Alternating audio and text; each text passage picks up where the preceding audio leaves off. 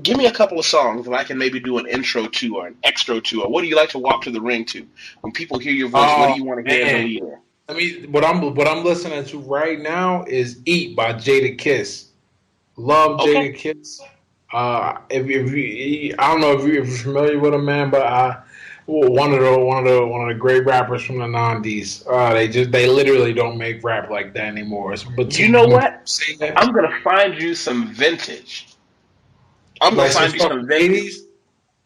'80s. You know what? Give me a minute. I'm gonna find you something vintage that I'm gonna put on. Here in the intro, and then we're gonna use "Eat" for the outro. Yo, I don't really gotta say too much, you know what I'm saying? Cause niggas already know how it's going down. Haha. Shit up out that one out, niggas. It's a DJ Whiteout. Hey, yo, my pops fix cars. All I do is kick bars, play the low and twist stars. So chill for I twist yours. 30% of this rap shit is in the smash, and we got 50. That means 20's up for grabs. Took a long time, now I'm convinced that I need the big TVs. The little joints make me squinch. Went from striking out to bunting to over the fence. Roll the windows down so you can see over the tents. It's the three letters. You can't find a team better or tighter. Who blaze like the fluid in your lighters. Rough riders, give it to you all nighters. And even though you hate us, you still gotta like us. I spill a little brandy so niggas can still hear me. From the jails up north to the beaches in Miami. 5001, sway shit with the Sandy. 17 spitter, gray joint, rubber handy. With no way out, we still sliding with a Grammy. And out of the blue, everybody wanna be family. What I'll do to you is worse than the evil that men do. So therefore, dog, I recommend you to keep writing. Before I pop you or mop you. Why you worried about me? Your label about to drop you.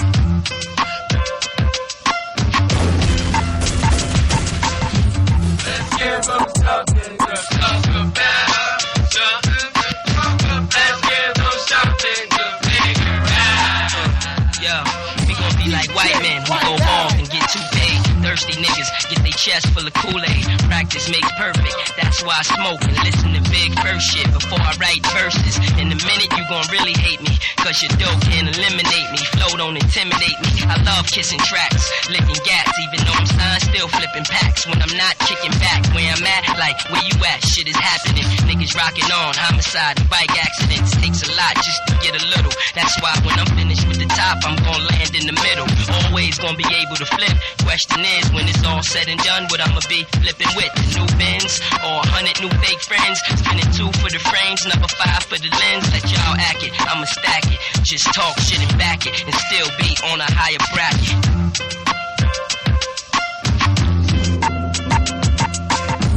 Let's give them something to talk about. Something to talk about. Let's give them something to figure out. Yeah. Hey yo, the sickles in my charm be rocky, like the buds in the jars of broccoli. 5'9", kinda stocky. J-Son, heavyweight writer from day one. And if the Lord spare me, then I plan to stay one. Give the kids all my free shit, that OG shit. Cause it feels good when everybody looks decent. And I ain't got time to rumble, cause if I get knocked out, niggas ain't trying to hear that I stumble. So I pull out fast, put 2 up in your ass, make it look like tits. Talk about it on our skits. So what'll it be? ID or IB? Either the kiss or that thing in your wrist helping you eat. Nigga like me, get my respect from old niggas. Come from listening. When I was young, I told niggas they used to run and play tag. I used to go kick it with Pops in the Jag, who kept the brown paper bag.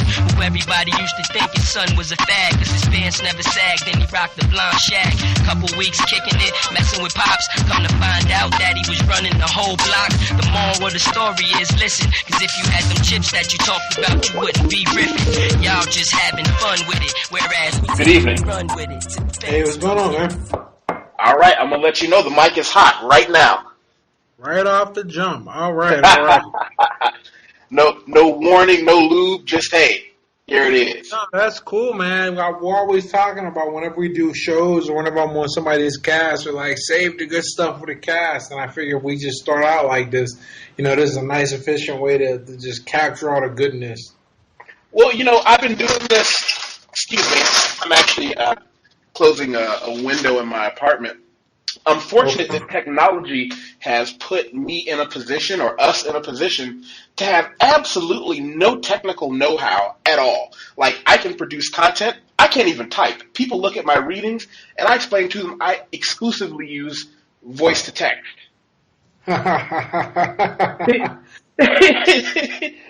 I actually use voice to text, and I put it in one of my most popular writings is how to write, and people don't want to listen. They don't want to understand it. The content is key. How you get it out there? Hey, listen, we can argue that point later. Right.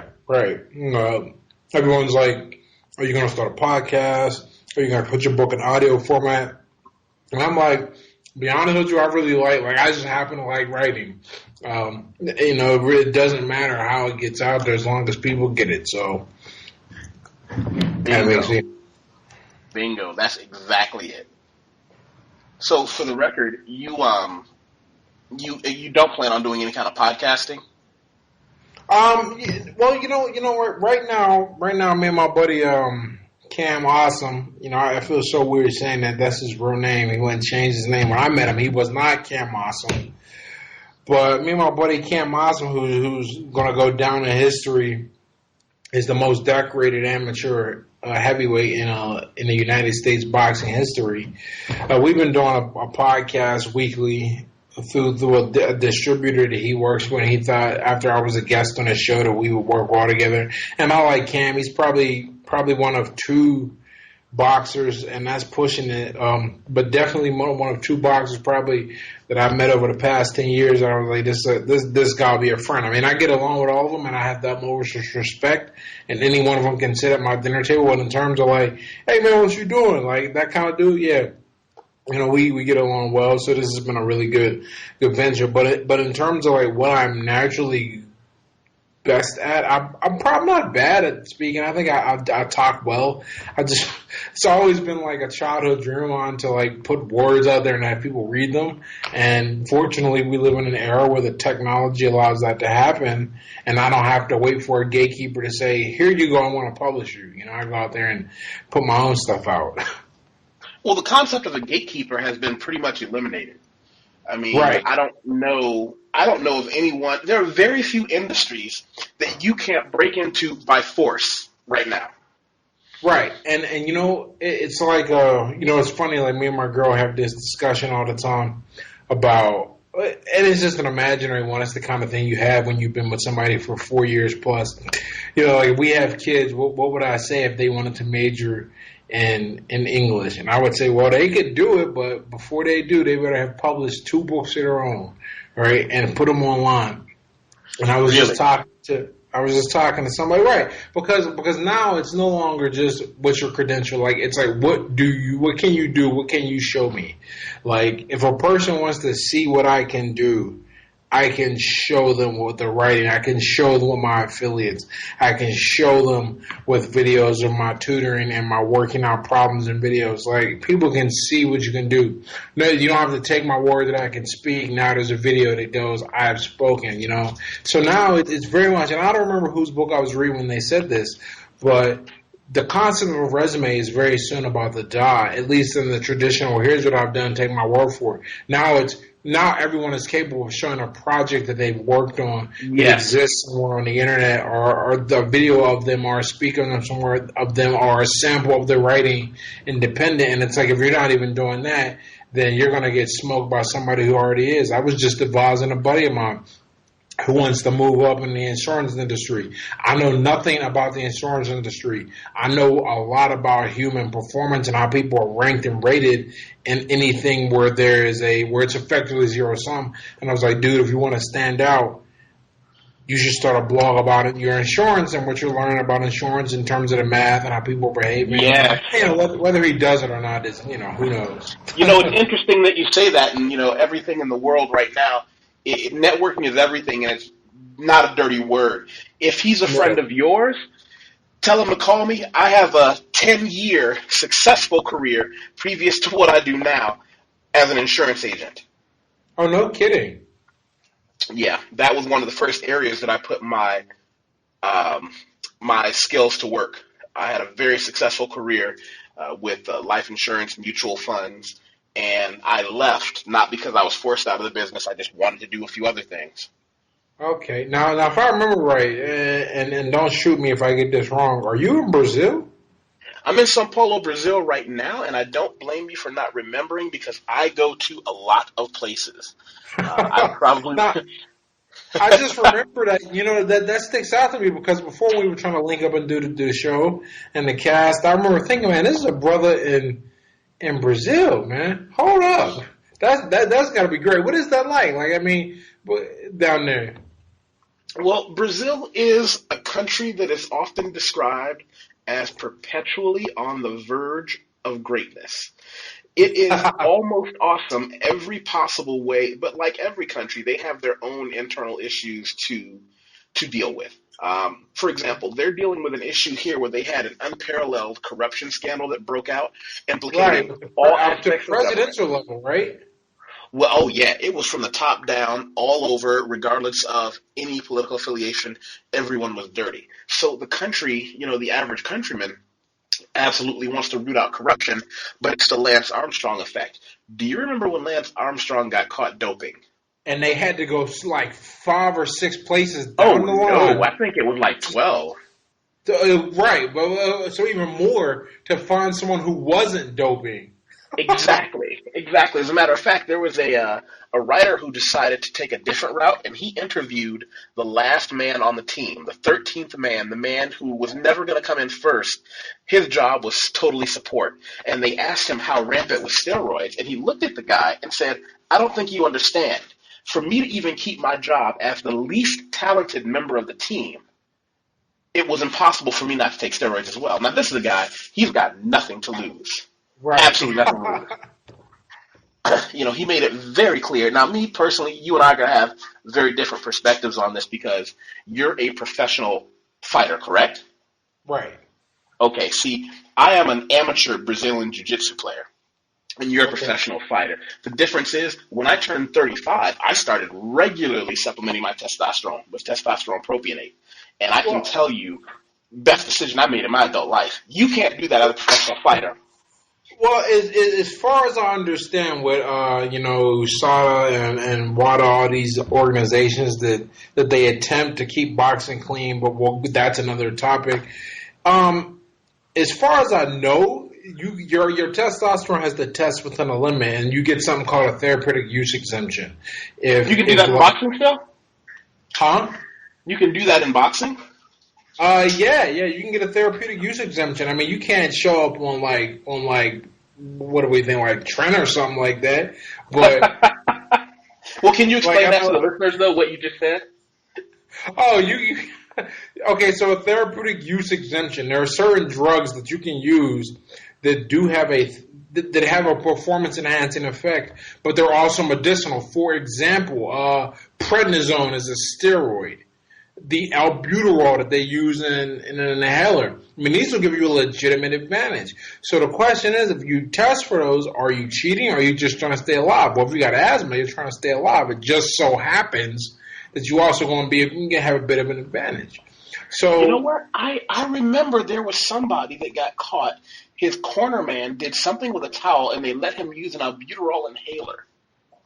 And I was an asthmatic child, so I knew what that was, and I thought to myself, why would they ever use that? Then I realized it absolutely will open your lungs up, giving you a slight advantage in your breathing in those later rounds. Oh, man. It would – I'm trying to think. Like, I've sparred some pretty heavy rounds. And yeah, if I could take a hit of the inhaler, at the very least, I would feel refreshed. But a second win. So yeah, there's some drugs you can't use them. And there are some things you can get a therapeutic use exemption for. It just depends, right? Well, in mixed martial arts, and I mean, I have several friends who are professional mixed martial arts fighters and champions because I've always trained in Brazilian Jiu-Jitsu since my early 20s, off and on in no-gi grappling. I can tell you that, those guys will tell you those therapeutic use exemptions, when they were still allowed in the UFC, you could just purchase a doctor. But right. Yeah. I do. Dana White, man, God bless his soul. He learned. He learned a lot. But I think so Dana White gets shit, but I think anybody who's involved in the business of humans fighting, they're always going to be, and they're not in the ring, they're going to get shit. And I think for the most part, Dana White because he says he learned a lot from what he thought boxing did wrong. Right. And he tried to fix those ideas in the UFC. And there's a lot of things about the UFC I really enjoy. in that regard. And one of the things is how they deal with performance enhancing drugs. Because here's my thing, right? From a pure whatever standpoint, what do you mean? Pure what? From a pure entertainment standpoint. Entertainment, okay. I don't think they should be against the rules. I mean, I think if you're using them intelligently and you know what you're doing, you're not going to hurt yourself or go crazy. Now, with that said, it turns into a mutant arms race. One guy's on trend, the next guy's on what is that anticoagulant that makes your blood carry more hemoglobin. EPO is what EPO is what that's right. Yeah. And Trenbolone. Well, here's what I'll tell you. Okay, I want to be abundantly clear about what I'm going to say. For example, there's a fighter named Vitor Belfort. Are you familiar with him? Yeah. Uh-huh. Now, I know him. When they did his test after he got busted using testosterone and without a testosterone use exemption, I don't know if you remember, but about 2 years ago, he had a phenomenal comeback. He had been kicking people in the face, one kick knockouts, like it was candy from a gumball machine. Right. Yeah. And they had just made a funny meme about this where it was like beat her before, beat her after. Yeah. Well, here's the thing. When they tested him, a healthy man is going to be between 800 and 900, 850 to 950, which is where mine is. Now, his tested at, I think, 1,430 something. No kidding. I mean, wow. If you were a man that lived in the deepest, darkest part of the Congo who routinely wrestled gorillas, you might have a testosterone level that high, maybe for a few years around your 19th birthday. But there is no way a 40-year-old man is running around just killing guys like that. Man. So you have that situation. Are they going to just let it happen? It's like in baseball, right?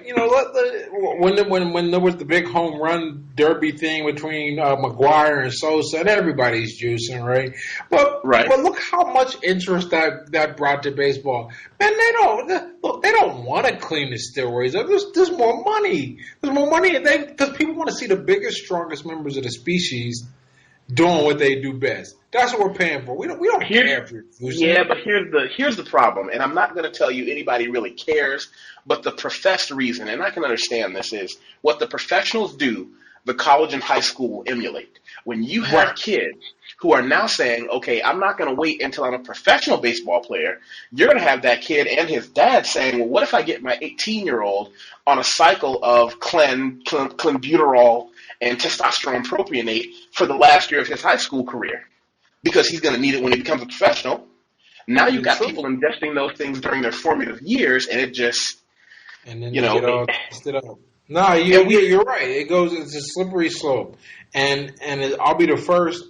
I love the sports discussions like this because it really lets me see where my mind leans and how I think. But so I'm always the first guy, even with and it came out of me with the CTE thing in the NFL, where I was like, okay, because my first thought was, who cares really what happens? We elevate these guys to an incredible position in society, money and power, and they give us their best years of their life, and they put their bodies on the line, and they wreck them, and that's what they're signing up for. That was my first thought. Then I learned more about CT, and I was like, okay, if you don't know what you're getting into, or you don't know how bad it's going to affect you, you're going to kill yourself or wreck your family later down the line, and you didn't think that was going to happen. Well, let's back up for a minute. You just touched on something that I'm going to preface what I'm going to say by throwing this out there. The person I'm going to talk about is an absolute monster who is not deserving of forgiveness, no matter how much I have years of fond memories watching him perform. But we just talked about brain injury, steroid abuse, and wrecking families. Who does that equal? You talking about OJ? Huh? You talking about OJ? No, OJ, no. I'm talking about the Canadian crippler, Chris Benoit, former professional wrestler. Oh, man, Chris Benoit, yeah, ooh. Yeah. Because now you have someone who seriously, I give people this as a relative example. How tall are you? 6'1". Okay, I'm 5'6" tall. Most of my friends don't know that. I did a psychological experiment when I sent out a text message to a bunch of people and said, hey, I'm filling out a sheet, but I don't really remember exactly how tall I am. How tall do you think I am? Most people think I'm 5'9" or 5'10" because I'm wide and I have very thick, large muscles, right? Chris Benoit was the same height I am and weighed 200 and I want to say 40 something pounds of rock hard muscle. Okay, Wow. 5 feet 6 inches. I'm a short. Now here's the thing: I didn't know I was a short person because my parents, my father, all his brothers were all very tall. So I carried myself like I was 6'2", like they were. You know, and I'm 5'6" tall. I have one uncle that was 5'6" tall. Although unfortunately he got hit with a skinny gene. It was not pretty. But you know, Chris Benoit did that. He had a career where he banged his head against people. I don't know if you remember. His finishing move was the diving headbutt, and it crashed into his brain, which we also know is a terrible idea. So now you got that combination that they proved, and during the autopsy, his brain was cooked. It was like an 80-year-old man.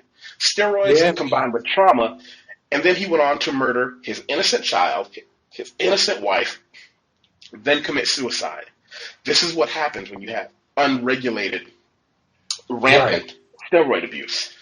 So if they let the genie out of the bottle, we know there are going to be people like us who just say, hey, I'm going to keep my testosterone level at 900 and I'm going to go on my merry way. But then you're going to have those people. Some people who are going to be like, you're going to do 900, I'm going to go 1,000. And then that guy's going to go, you're going to go 1,000, I'm going to go 1,500.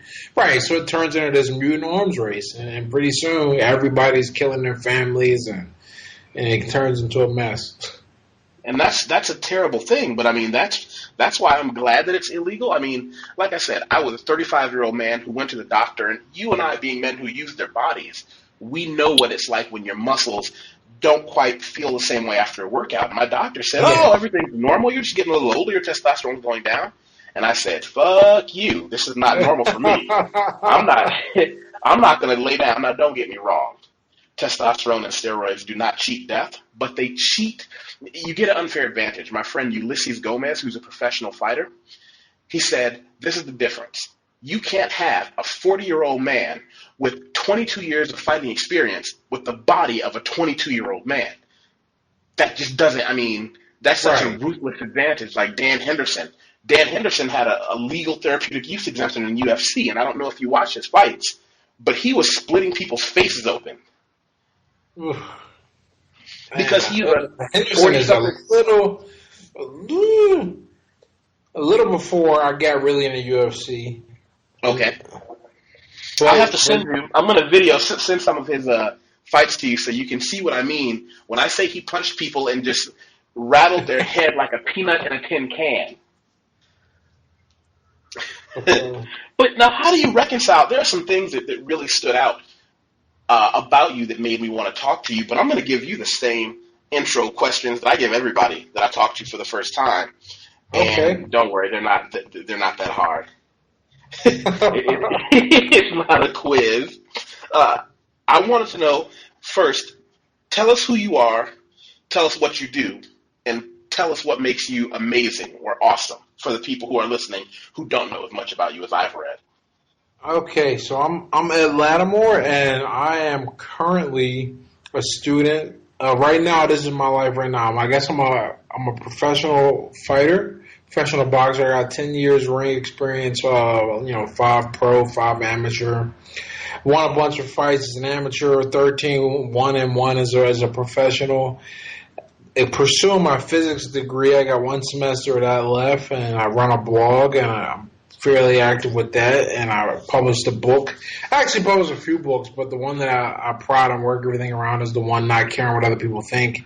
Is the Superpower Insights from a Heavyweight Boxer, which are a collection of essays on how to live life and get more out of it. Just my philosophy about things and the way I think, and if you follow and enjoy my tweets or my blog, you'll really enjoy the book. I'm always overwhelmed and surprised by people who tell me they get so much out of the book. I'm a pretty standard guy in this regard. I've been in a stable relationship for 4.5 years, maybe 5. I don't even count anymore. And I don't drink, man. I'm sober. I'm coming on my 4th year of sobriety. Congratulations.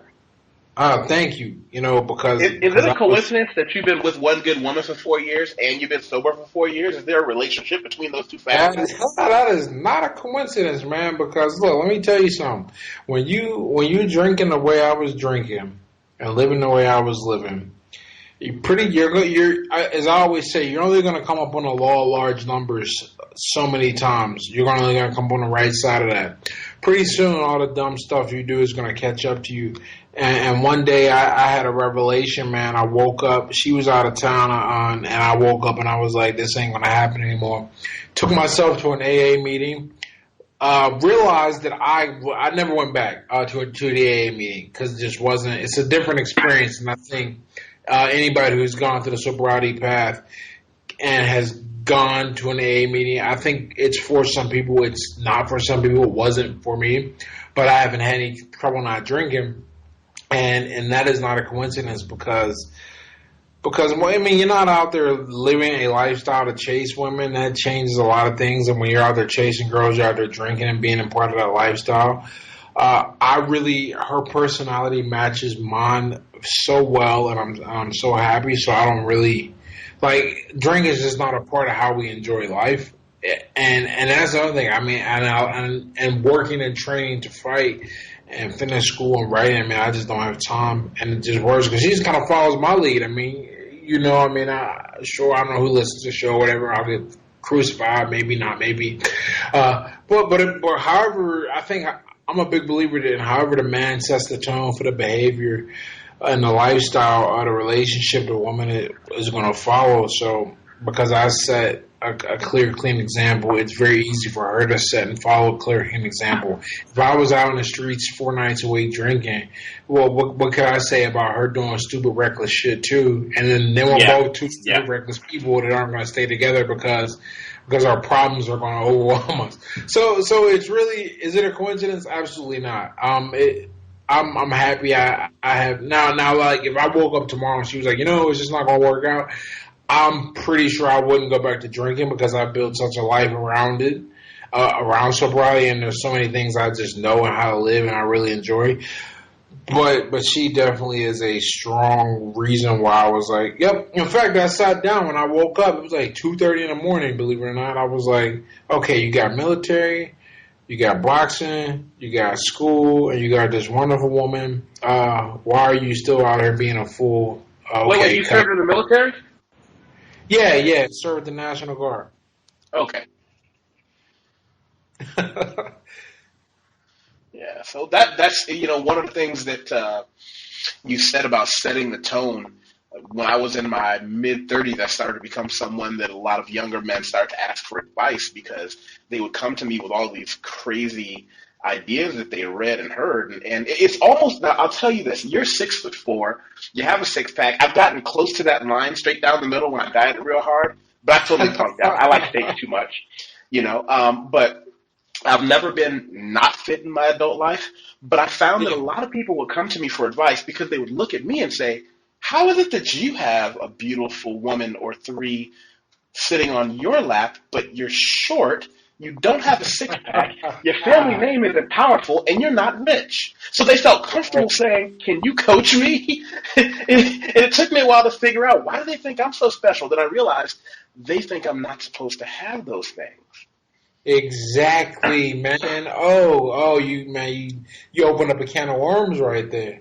And it's important. People, I can't remember who said it, man. Maybe I don't know if you're familiar with Victor Prod or whatever. But I like his writing. But that's, you know what, we're going to talk about the whole manosphere thing. Oh, awesome. But one of the things he said that really stuck with me is he goes, people are looking for permission, and people want to know it's okay. They want to know it's okay to live a certain way or do a certain thing or want certain things or not want certain things. Because very much, and in terms of the whole manosphere red pill thing, however you feel about it, one of the biggest things I've taken from it over the years is that if you put your mind to a thing and you want that thing, you're willing to pay the price for that thing, you can have that thing. A lot of people don't see that. They're still this it's like I don't know, man. It's like a classist mentality I think a lot of people have. It's like, I got to a certain point in my life, and I'm a certain way. Therefore, I'm that way. It's so depressing to hear it and see it. So it's good that you're freeing some guys' minds, as they say, serving as our own little Morpheus, so to speak. Well, going to what you said about gaming all night and things like that, I never, and I'm going to give you something a couple people know about me that I'm free to talk about, but I never understood or knew anything about the manosphere, the red pill, or game until I was an adult, well into my adult years, because someone said, hey, Wateef, some of the things you said to me fit into this category and sent me a bunch of stuff to read. And I plowed through it in one weekend, and to branch off into one area, I find the manosphere, and I'm syndicated. Some people republish my writing on manosphere.com. Do they do that for you as well? I don't think so. They do. I'm gonna get you an email address because you can get syndicated there if they like your writing. And it's a place where they get a lot of different things, and they'll repost what you write, and I get views from there. But here's the thing: I find the manosphere is two different ways. One, guys talking about being in shape, being better at talking to women, recipes for steak, good weightlifting routines, a good boxing gym, a good jiu-jitsu gym, read this book on philosophy. And the other half are guys crying about how come girls don't like me, bitches are stupid, how come she can't take me to where I mean. It gets ugly. And everything is because women are stupid and they're all fucking black guys. That's the two default. Man, it's I'm such an even-nil person mentally when I analyze stuff. It's so difficult for me to take a stand aside a lot of times. I just like to analyze. Here's what I'll say. The anger, it's a phase, man. These guys, I think you catch guys in different phases because I remember for me, I remember my coming through it from maybe 18, 19 and now. I mean, there was an anger phase, and then there was a stupid women phase, and then there was a not so angry phase, and then I started to meet quality women. It really changed how I seen the world, and now I'm who I am, and I don't think 32-year-old me would have much in common about this with 24-year-old me, but there'd be some underlying roots. With that said, I think there's always fresh guys getting introduced to these concepts. And I think where you get stuck is where you get, whenever you get stuck, that's where you got to learn. And that's where your biggest problems are. But the problem with getting stuck is that by definition, you don't have the tools on your own to get past that point. So if you don't recognize that, you're going to stay there. You're just going to wonder why you're so damn angry all the time. And it's a miserable place to be. And I think there's something here. What were you going to say? No, what I was going to say is that I never went through I hate women phase because when my friend told me that some of the things that I said to him were congruent with the red pill manosphere, something that was a term that I use is called arcane knowledge, meaning knowledge that could not have been procured in an ethical way. It's like the research that Nazis did on people. I never heard it put that way, but I like that. Okay, well, listen, if you use it, just give a little link. Say, hey, my buddy Wateef used this term and I use it too. But go for it. So, and I'll tell you the first time I had to come up with that phrase of arcane knowledge, the person who taught me about women was a retired, old, broken down pimp. No kidding. And I want to be clear, it is one of the worst, most dehumanizing industries in the world. However, he would sit me down, and of course, as an adult, now he's long dead, but as an adult, I realized he saw the short, fat kid with a gap in his teeth and no social skills because all I did was read all the time. And he said, that young man has nothing to lose by being humble and learning. And I'll never forget that. I can't give you every lesson, but I can tell you the first one. Of course, everybody has a girl in school that they think is cute. He sat me down and said, tomorrow when you see her at high school, I want you to say this, this, and this, okay? If she says this, take path A and say these two sentences. If she says this, take path B. And if she says this, take path C. And I looked at him and I said, now, keep in mind, my parents, different story entirely. My father had me reading philosophy and books on ways of thinking since I was too young to really know what I was doing. I said, this shit makes no sense at all. Why would I say this to someone? This makes no sense. And he punched me in the head and said, stop looking for it to make sense. You're looking for things to make sense the way men make sense to each other. So, of course, my little knuckle-headed behind went out there and did it the next day. And lo and behold, verbatim, everything that he said she would say, she did. And it was crazy because that was the first hit. So I came back and I said, hey, that stuff you told me, and he didn't even spray. He's like, of course it did. It doesn't matter. 18, 80, the old librarian, the lady who gave you your parking ticket, the same thing. And we went through 2 years of him just putting stuff into my head about my behavior, about how, first, don't study women, study men, and do everything differently. Huh. You know what that reminds me of? You ever hear that one of Biggie's interviews where he's talking about rapping? He goes, I don't make music for the dudes. I make music for the women because the dudes like what the women like. That's just the first thing I thought about. Wow, and yeah, he would just put this game into my ear, and as I got older, and as I realized the way he learned these things was by doing horrible things, but he had such a large sample size as to be able to very accurately predict. We know you're a mathematician. Is that correct? A physicist to be? Physics, which means I'm a math minor, but whatever. Who's keeping count? Good at numbers. Incredibly good at numbers. Good at numbers. If you have a large enough sample size, you can seem like you're magic. Right. It can seem like, when I told you I worked in the insurance and investment industry, I would sit down with my clients, listen to them for about an hour of who they are, where they are. And then the next time I met them, I'd have solutions for them, financial solutions, insurance solutions, and they would look at me and say, wow, I've never thought of it this way. This makes sense. Where do I sign?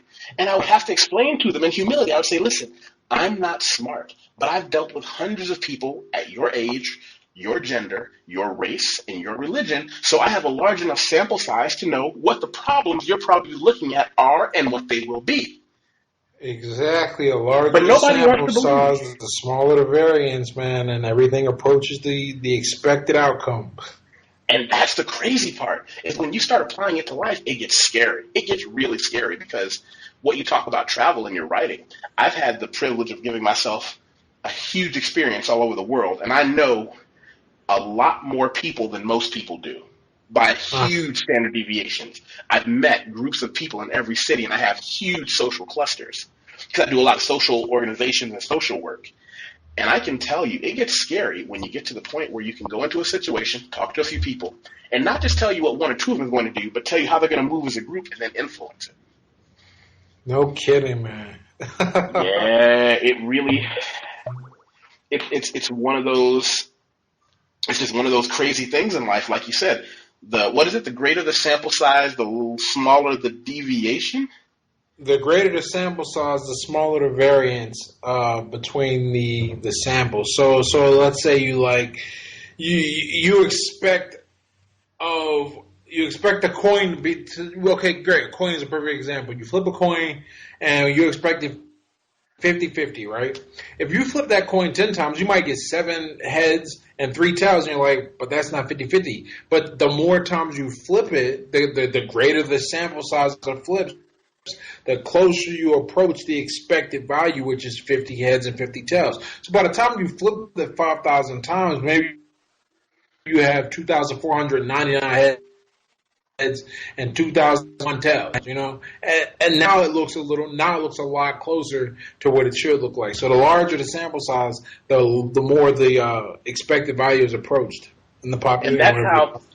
And that's what he did with women. He would just say, I had a analog childhood, but a digital adulthood. So I was able to be raised. And have you heard that phrase before? I've never heard that phrase, but I wonder how. I'm just thinking of some ways to take it, but.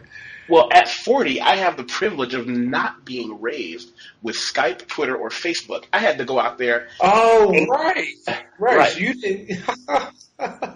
So when I learned how to talk to women, I was out there getting just humiliated, just shot down. I mean, just getting torn to pieces because I didn't have a choice. These kids today, I'm 32, but the big technology changes. In high school, no one had cell phones or CD players, or if you had a CD player, you saved up for it. I went into Yeah. my freshman year of college in 2003, and no one had iPods except the really wealthy people, and I still no one had cell phones. In 2 years, I was a dinosaur because I didn't have a cell phone or an iPod. Right. So, I mean, things change pretty quick, but like, right? I mean, I remember coming up, I thought it was cool to memorize phone numbers. Now I'm not going to memorize. Now you're a creep if you do that. But yeah, that was one of those situations where, I have a couple of younger guys who will talk to me, email me, and text me, and blah blah blah. And I explain to them, oh, I want to talk to this girl. What do I say? And I'll tell them this is what you should do for an introduction. And the next day, I'll say, did you get her phone number? He said, yeah, she gave me her Facebook account. And I'm like, that doesn't count. Right. Did you talk to her? I texted her. That's not calling her. That's not hearing her voice when she sounds like, oh, I don't really want to talk to you, or hey, I'm excited that you called. How do you modulate what you're going to say in business or romantically if you're not hearing what the other person says? It's an easy way out. Texting is an easy out. Yes, exactly. And I hate that about this era, I suppose. I mean, I don't have to deal with it anymore, thank goodness, man. But the shit drives you mad. It's like herding cats, man, when you're trying to meet women and they all want to communicate with text messaging. Well, you're not. My thing is, you're not interested. And again, I'm okay with that. One of the biggest lessons I learned is not everyone recognizes a winner when they see it. And if she doesn't recognize a winner, Right. that's okay. Oh, man. That's okay. But let me ask you a question. We're talking about numbers. How do you – wait, why are you laughing? I'm only laughing, man, because like I always say, man, it's not, I haven't had to say it in years at this point, but I always said, it's not my fault if she's got shitty taste. Like that's why I would always say that. And they look at me like, man, you just fool yourself. I'm like, whatever, man. I'm happy though, so. No, what I was going to ask you is how do you reconcile being a boxer with traumatic brain injuries and being a professional mathematician? I mean, someone who's going to use his brain arguably more and more often than most men. So pretty much I approach this a few ways. So my general lifestyle thought or my overall meta idea about this whole thing is I'm going to die anyway. Okay. I might as well get some cool stories and experiences. I mean, how fortunate am I to be able to box and love while box? How fortunate am I to have the intelligence level to do physics? And for whatever reason, I'm not too bad with words. So I get to combine all this, and it puts me at a unique position. I always tell Cam this. People will talk to me that won't talk to other boxers because of who I am and how I carry myself and the other places I have my hands. And that's because of my ability to communicate and how I see the world and how I work with it. And I'm not just this guy. I have all of these things. So there's the whole big idea that I'm blessed to have all of these, I guess, be able to perform at a high enough level to make an impact in each of these areas. In terms of the individual things, like how do I reconcile that and what am I going to do when I'm done boxing? I pretty much don't have a plan to use my degree because I've learned that my writing is not too bad, right? And private teaching, I mean, that's pretty much what I've been doing this year off is writing, private teaching, and learning to write copy and drive affiliate sales to my site. And the more I learn to do this, the better I get it and the more enjoyable it is. And I really like my day. I mean, my days are Monday, Wednesday, Friday. I go teach some kids and teach private kids with money, and it's really fun. They're really in tune. Do you teach them math or boxing? I teach them math and science. Okay. It's interesting what you said about writing copy and whatnot. That's one of the things that a lot of people can do. I wrote an article called "Every Man Wants to Be Free, but Not Everybody Wants to Do What It Takes for the Freedom," and it's become one of my most successful and profitable writings because I don't write my webpage to sell anything. I've never advertised a book, but people came to me and said, "Hey, you write well. Will you write this for me?" Or most of my money is I'm an editor. I'm a proofreader, copy editor. For books, newspapers, whoever needs something done in very clear, concise English. And I wrote an article because people always ask me how to break into the industry. I wrote an article, gave the exact books that I used, and how I broke into the industry. Nobody did it, but everybody read it and said, "Can I just pay you?" Huh? Hey, can you send me that article? Certainly. Because I'll do it. Because if it's one thing I've learned over the past over the past 5 years, I had a job when I came back from my basic training in AIT. I had a job for like 6 months, and what has it been? It's been 4 years. I had a small little gig because I thought I would need money because we had already booked this trip to Paris, and in turns that I didn't need it. It really ended up working out that I ended up working with some people online and making some money. But I really enjoyed not having to answer to someone, and it really fires me up to get up every morning knowing that I got to do something to put money in my own bank account, right? It sounds like you're a freelance person, right? You make your own money. You're on no one's clock. It's the greatest feeling, and it's even better. It's better than the way you get paid for boxing because you got to fight to get paid money for boxing. But this, I wake up, I sit down, I write, I go, okay, man, I got to put this out for Twitter, and I put this on. I got this guy who paid me to promote his book for this many times, and I work and I do this, and it's so satisfying. Like by the end of the day, to know that I've done work and I've grown my little piece a little bit, and I will do the stuff because I enjoy this. Like I enjoy it so much, and I have look. I feel like this. If I found out that I could never box, I don't know how sad I would be. But I want to go back to boxing when I'm done. I'm taking a year off so I can finish my degree, and then I'm right back in the ring. I'm really excited about that. Well, this is what we'll do. I sent you a couple of links, and one of them is Every Man Wants to Be Free. I will sit down with you, and we can Skype privately, and I will give you. Okay, so that's why my phone's buzzing. I haven't looked at it. It's just been buzzing. I just looked down. Yeah, see. So what I will do is I will send you everything that I have on it, and in return, I'd like to pick your brain about how you produce your ebooks, because I have. Essentially, I can probably pull 4 books out of my website, and I'd love to hear more about how you translate it into ebooks, the technical aspect of it. Oh, okay. Yeah, man. And what's funny? My first thought was, man, that seems so easy, but you're right. It's what you know. It's what you know. And once you know it, then you go pop it off to people, and they take it and they can use it or they don't use it. Man, that's why I love connecting. This is my favorite part. Like this kind of conversation right here. This is my favorite part of this whole internet thing.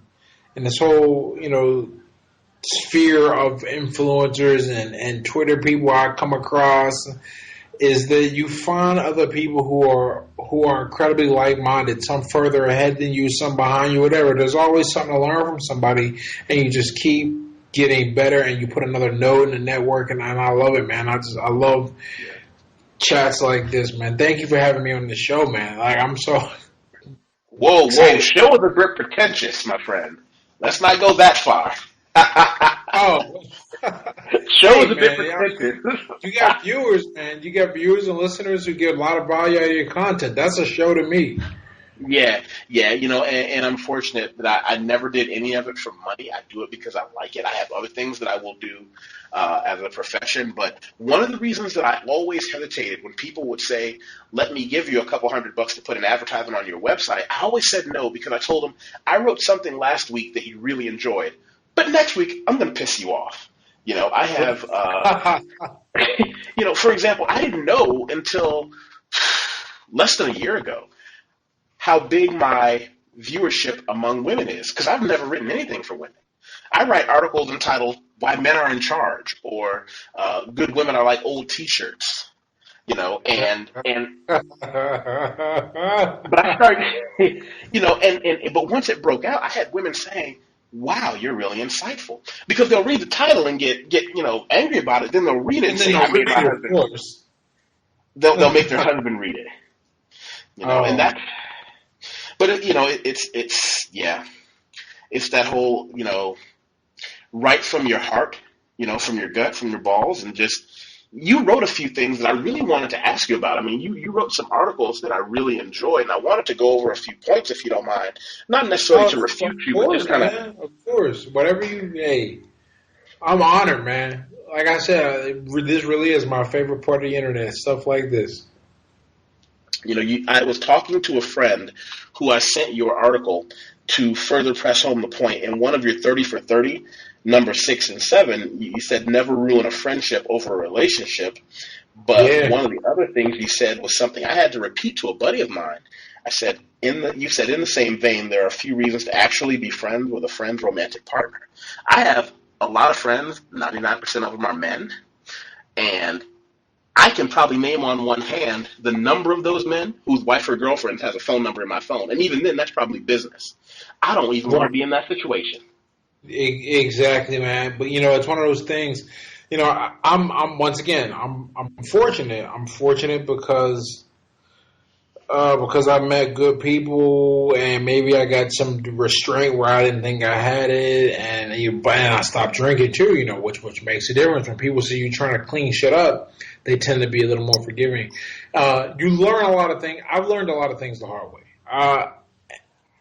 Some of it by observation, some of it the hard way. And one of the truest lessons I live my life by, and have lived it by for at least the past 6 years, where there's smoke, there's fire. I don't need there to be any goddamn smoke. Period. I don't Right. need it, and I believe there should be. And it just makes your life so much easier. You don't want to give people, because once you open that can of worms, you cannot close it. Okay. Once you can put it in the back of your mind, but not everything is going to be seen through that kind of vein, and that's understanding Right. people. When you understand when you understand how jealousy works in a human being, how suspicion works, then you have this obligation at this point to either you can be a piece of shit and not care, right? Or you can go, okay, I know how this is going to work, this is going to work. I'm trying to think. Since I really made that realization, probably when I was 24, they're not my friends, and I'll tell them to I tell them to their face too. I'm going, like, you're not my friend, man. You're dating my boy, but like, you ain't Right. you ain't my friend, right?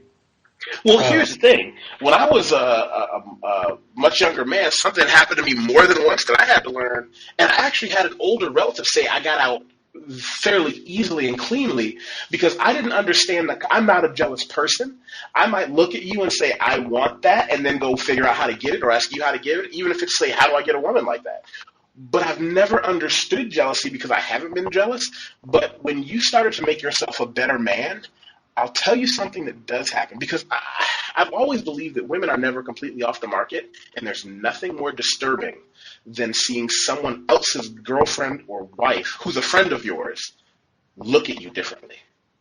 And that's when it gets sketchy. I've had situations where, oh, come by, can you pick up that tool that you loaned me last week? I'm gonna get it back to you this weekend, or I'm gonna leave it at my house when I go to work, and you can come by. Oh, what time do you get home? I don't get home until 8 or 9, but my old lady will be there all day. I'll see you at about 10. Yeah, it's easier that way, man. It's just Yeah. because because you don't want to be a pawn in somebody's jealousy scheme.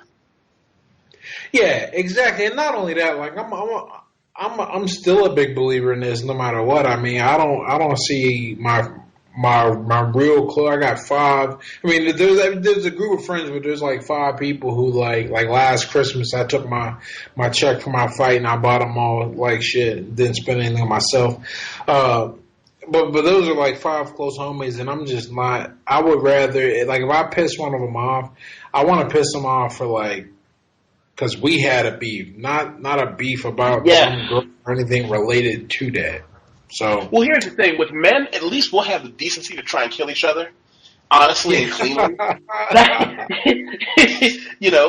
We'll have the decency to at least try to commit murder. But with women, it's a very different issue, man. It gets terrifying because I had to explain to a woman who I've known for many years, and we have some very clean, open conversations. And I said, do you understand? I don't think I know an awful lot about women. I know marginally more, but that 80-20 rule, that little bit more I know is more than most. Do you understand Yeah. how terrifying it is to men to see every woman you know, including your mother and every woman you ever knew, at some point be ready to disavow or throw another woman under the bus for the slightest thing with absolutely no room for just, let's talk this out, or I mean, let's get some. Can we do something? I mean, can we handle it? But man, so you think about it, it's like, what would she do to me when I haven't known her as long as her quote unquote best friend? Right. And it's not even, man. Yeah, so I got no problems in that vein. Also, man, I tell every girl, man, we're not friends, man. Don't come to my girl talking about we friends, because then like there'll be girls. It's funny. I was just telling her this today, or not today. Like I think it was yesterday, maybe, I don't know. The date isn't important. What is important is that there was this girl I had sent. Facebook did this weird thing. I sent her a friend request, like years ago, and then it saved it, and then all of a sudden she accepted it, right? And she was, talking and trying to figure out ways to get me out to hang out. And I was like, yeah. And then she ended up with some guy. I was like, you and Anna should come over for dinner. And I'm sitting here like, how am I going to explain to my girl that I know you? Like, how's that conversation? Like, when she asks, "Oh, how do you know each other?" What am I going to say? I had a crush on you at community college. Like, no, man. I had a crush on you in community college. Yeah, Wow. so it's funny, man. Well, what you said about college, it leads me to something else you wrote. Oh, it's Did you? good. Well, if I'm not mistaken, the title was "Reasons Not to Go to College." Yeah. I wanted to write it from a different angle because this is my what. I'll say this is my third time trying this college thing. I'm going to finish it this time. I only got one semester left and great grades, and got the funds, and life is good. But the first time I went, I was a kid. I was an 18, 19-year-old kid, and I just fell in with the wrong shit and was like, all right, I got to leave. Second time, I did not understand that you can't work and go to school, at least, not decent, man. You got to live with your family, and that wasn't happening. So then I'm back now. I started this whole journey at 28. I'll be done this December. And observing the system, I was just thinking, like, what would I argue not to go? And the biggest reasons I would argue, I mean, if you're not going for anything related to engineering or pursuit of a professional degree, I don't think college is for most people. I think it is the most expensive. Let me completely disagree with you. And I'm going to give you the premise of, I'm not talking about most people. I fundamentally believe that especially for black and brown people, there are very few things that can get us anywhere close to just being at zero. Never mind an edge in life. There are people who can afford not to go to college, and there are people who can't afford to not do everything they can to get as much education they can out of a system that's already geared to put sandbags around your ankles and drop you off the ship. I can't get behind the statement that it's not, and please qualify it if I'm wrong, that almost every single black, brown, native, immigrant person in the United States of America must do everything they can to get a college or university education. I think man, worded like that, I can't get behind it. I think we should pick up skills, right? I mean, I would love to see brothers as plumbers, carpenters, electricians, even truck drivers, programmers, mechanics, but the whole university system itself is being held up, and being held up really by bubble, right? It's not sustainable, I think, with the levels of debt or rather the amount of debt that a person has to go into to go to college. Most people aren't going to be able to afford that, especially with the majority of the degrees given out. So what I will propose, what I would counter that if we kind of met halfway is, right, I think every minority needs an advantage. I would say that advantage, unless it is in certain fields, does not exist at the university, and I think that advantage can be just as powerful if you pick up a trade. I think that's where I would meet that halfway. I don't think brothers should do nothing. No way. I mean, here in Pittsburgh, the IBEW is always recruiting. The International IBW, can you? The International Brotherhood of Electrical Workers. The apprenticeship program to become an electrician. All you got to do is be 18. You know. I have a friend who's a professional electrician, and he's done it very successfully. Right. And because you know the cool thing about the trades in a weird way, and we'll see what the future holds, is people kind of started turning up their noses to them in the weirdest way. So now no one wants to do it. So now there's a deficit. And I think here's the thing. I do agree what you said as far as picking up a trade. I would actually go so far as to concede something that is accredited. Okay, yeah, we'll take that. Like AC, like ASC, like you just don't be out there fixing cars in your backyard, like you know. Right. I have a friend of mine who's a master mechanic, and he is never without not just work, but a pretty lucrative income because they're becoming rarer and rarer. Because cars have become more electronic, the people who do still value the mechanical engine are higher income, higher net worth people that are seeking out those guys that can go into it. So this is really interesting because intuitively it's a little it blows my mind. So he's making more because there are fewer people trained in the way of the engine, I guess. Exactly, the way of the shade tree mechanic. So the people that have these cars that are very precious to them, and they're not just going to let any idiot stick their hand into their baby. Okay, now yeah, I got you now. Yeah, okay. High-end clientele now. So when they roll in there with that, 1957 cherry red so-and-so, you better believe he might be dealing with a situation where they don't make this part anymore. So he's got to take that thing out with kid gloves on, delicately set it aside, clean it off, and put it back. And if he's removed even a millimeter of material as opposed to dirt, it doesn't work anymore. Yeah, wow. Pressure, man. But pressure is payment, you know? Yeah. I mean, little known fact about me, one of my first careers was as a professional chef. No kidding. Mm-hmm. My family has a long history of restaurant and chef work, and that's a hard grind, and it takes away so much of your personal time. I couldn't dedicate myself to it. Oh, okay. I decided now, is it rewarding? Yes, it is. It's one of those things that, it's probably the closest thing you can be to a roving sellsword from the old days. A man who just had a sword on his back and went from town to town. I opened restaurants in London with friends and things like that. I can, at the very, very least, there's never a situation anywhere in the world where someone who can't competently and cleanly prepare fundamental food, not even getting clever, but copy a fundamental chef's principle of someplace where he's working, is never going to be without work. He's just not. No kidding. I mean, I know I've always heard that chefs are, what's the word? I mean, rare, right? That's the best way I could put it. So I didn't know it was basically a trade, right? But it makes sense. Absolutely. And I haven't ever fallen back on it, but it is one of those things that I did very, very early in life.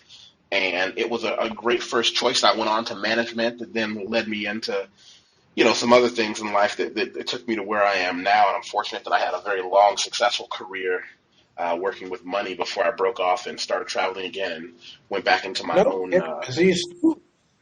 So it sounds like you've done all sorts of things, man. And you haven't. What did you went to college too, and all this. Right. Well, consider I'm 40, but I graduated high school at 17, and I was in college 2 weeks after my 18th birthday. So I really got into the world early, and I would do things like while I was in college. something my parents, just as my father introduced me to books and literature, my mother made it very clear that as tax-paying Americans, there are things out there that we have every right to use. Something that I learned not just from my mother, but my friends who are in politics is, the government has lots of money that they have taken from lots of people, justly or unjustly, however you want to decide. And that money goes into programs to financially support people. Unfortunately, most of the people they financially support are already rich, unless you know how to manipulate the system. So every summer, I was in a government program doing things. I lived in Hawaii for 6 months, and I made the university pay for it. Little things like that really, really made a difference. And what I would also do is go to school for a year and then take a summer and a semester and go to a different country. No kidding, man. So I did the restaurant thing until I was 24, 25, traveled to a few other countries, and then went into the insurance and investment industry and did that for 10 years. And then about 4 years ago, I left the United States again, moved to China for a couple of years. Now I've been in Brazil for a couple of years. Now, when you moved to China, did you pick up Chinese?